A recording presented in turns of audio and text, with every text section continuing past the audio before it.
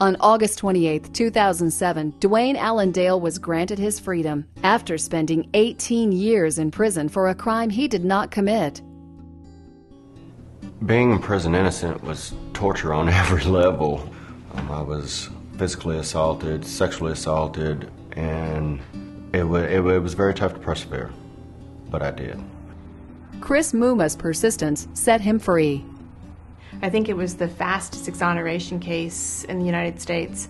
Once we got the DNA results, it moved very quickly, and that was completely because of Brandy Vickery, the district attorney from Wayne County. Just his feeling that this innocent man should not spend one more night in prison. No better feeling than that one right there, knowing that finally freedom and the truth and some justice is coming out. Not only would I be freed, that there had been a hit on the database and that we had actually found the person who actually committed that crime. Most of the people who are in prison are guilty, and that's true.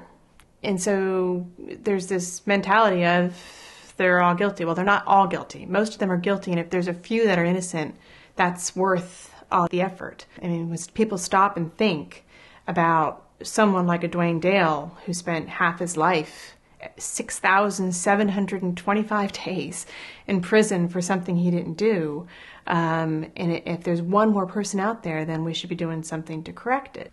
Well, I think anybody who works in the legal system wants the satisfaction of knowing that we're working for justice.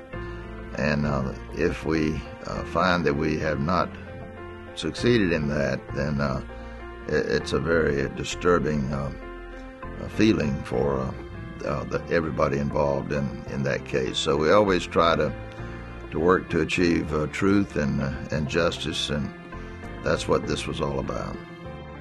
We get about 1,000 claims a year. About 50% of the cases go into what we call initial review. We run about an 80% rejection on those for reasons such as all the evidence has been heard by a jury.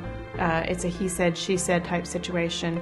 All the evidence has been destroyed, so there's nothing we can do to investigate the claims. So the cases we take are complete innocence. I wasn't there, I didn't know anything about it. So we are not trying to duplicate anything that can be done anywhere else. These are people who can't get attorneys, don't have a right to an attorney anymore, have finished their trial, have finished their appeal, and they're basically without any hope otherwise. And wrongful convictions are a black eye on the system that no one really wants to acknowledge. I mean, they happen. Unfortunately, they're not as rare as they should be. There are lots of things that we could do to make sure that they are more rare and that they don't take so long to fix, because there is no system that is perfect. Mistakes are made.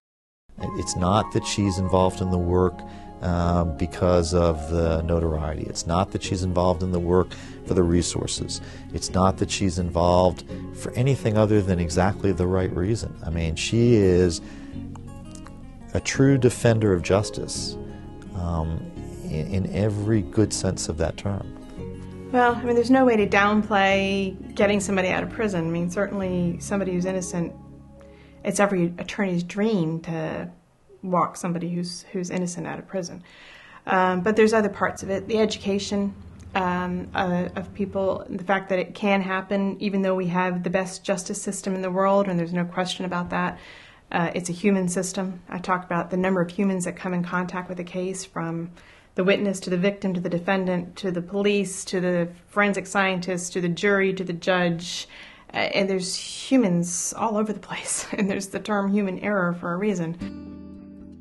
Besides handling actual innocence cases, Mumma works hard to educate people, including law students, and to bring about reform.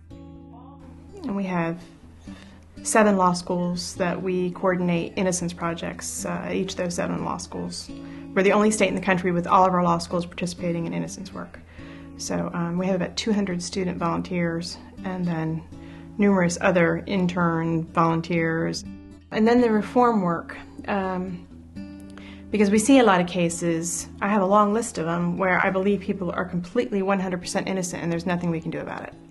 the evidence has all been destroyed. A witness, whether they were an informant or otherwise, is deceased. And those are the cases that keep you up at night. And those are also the cases that make us stop and look and say, okay, how did this happen in the first place? And what reforms can we put in place to keep it from happening again? Her work really changed the landscape of criminal justice in the state of North Carolina. It's changed the way we go about eyewitness identifications in the state. Her work has created the real DNA capacity in this state to examine biological evidence. We're the only state in the country to have statutory law requiring double-blind sequential presentation of lineups, which means instead of the normal six-pack layout of photographs, witnesses are required to look at the photographs one at a time. So they're comparing each photograph to their memory one at a time instead of comparing those six to each other and picking the one that's closest. Recording of interrogations. We have statutory law. We're one of 6 states that has statutory law requiring recording of interrogations. It's limited to homicide cases right now, but we hope that'll be expanded because the benefit of recording interrogations is really for law enforcement. It's not a good thing for a guilty person. It's a great thing for an innocent person, but it's not a good thing for a guilty person. And that's the important part of the reforms, is they're not put in place in any way to hinder the conviction of the guilty.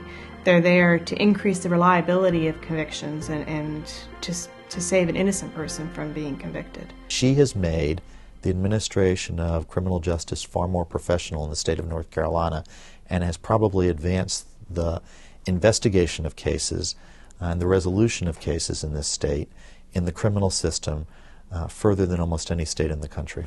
It gives the public a sense that we are really striving to achieve that justice and truth that I spoke of. It's another safeguard against executing an innocent man or keeping an innocent person in prison for a long, long time. And I think Chris's goal is to eliminate all the systemic problems that exist in what lead to wrongful convictions.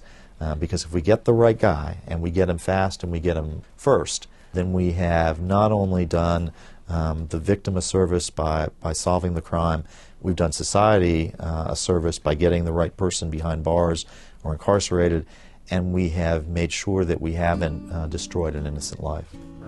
I absolutely love Chris Mumma. I do. I adore her. I adore her strength. I strive very hard, and would hope that one of these days that I would have the strength of character that she has and the sense of right and wrong and justice, and be able to work so hard for someone else as she does. And the reason why you'll always see Chris Mumma with her black coat on is because if you take it off, her wings will show. She's an angel. She's truly an angel of a woman. My husband keeps saying you need to have an exit strategy, but the list of cases right now is too long. I don't know how I could walk away from them. I love what I do. I wish it didn't wake me up so much in the middle of the night. It's not work you can ever get away from. My kids give me a hard time because we talk about it at dinner, we talk about it on vacation. It's when you know somebody's in prison for something they didn't do, it's hard to stop thinking about it.